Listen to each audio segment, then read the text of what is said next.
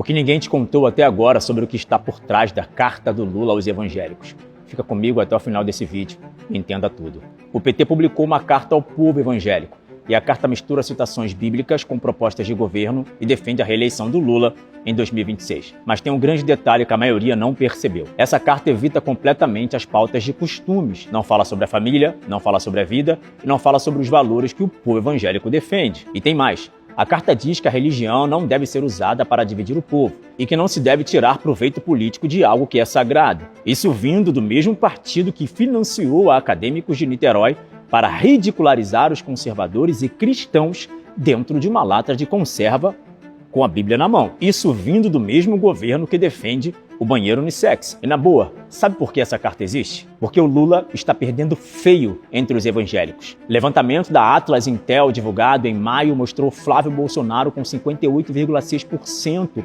das intenções do voto entre os evangélicos. Já Lula registrou apenas 23,7%. Por isso essa carta com versículos bíblicos. Por muito tempo, a igreja achou que se afastar da política era virtude, se eximir da responsabilidade eleitoral era um chamado de Deus, usando inclusive o argumento de que o nosso reino não é daqui. E é óbvio que o nosso reino não é daqui, mas nós vivemos aqui. É aqui que nós pagamos as nossas contas, é aqui que nós matriculamos os nossos filhos nas escolas, é aqui que a gente vive a nossa vida. E é aqui que a gente também exerce o nosso direito de cidadania. Nós, evangélicos, não pagamos conta de água, de luz, com oração e com jejum.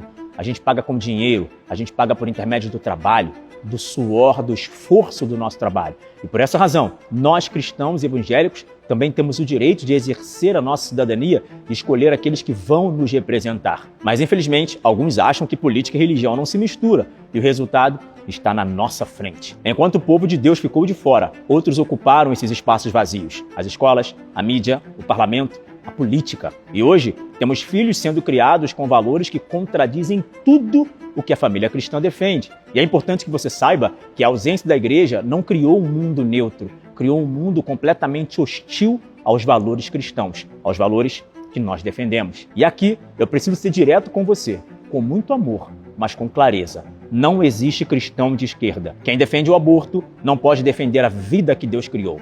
Quem defende ideologia de gênero não pode defender que Deus os criou homem e mulher. Quem defende a descriminalização das drogas não pode defender que o corpo é templo do Espírito Santo. Quem financia a destruição da família não pode dizer que defende os valores do reino de Deus. Não faz sentido uma irmã da Assembleia de Deus que ora pelo seu filho se libertar das drogas e ao mesmo tempo votar no PT, no PSOL e nos partidos de extrema esquerda que justamente são a favor da liberação das drogas, que tem destruído a vida de centenas de milhares de milhões de jovens, inclusive dentro das favelas por esse Brasil afora. A palavra de Deus é muito clara, não dá para servir a dois senhores. E com todo carinho e amor, o cristão que não entende isso não está lendo a mesma Bíblia do que eu. E é por isso que eu falo diretamente com você, povo evangélico. Se não formos nós ocupando os espaços de influência, quem ocupará? Essa Bíblia diz que nós somos sal e luz desse mundo. O sal não pode ficar dentro do saleiro. O sal não pode ser insípido para ser pisado.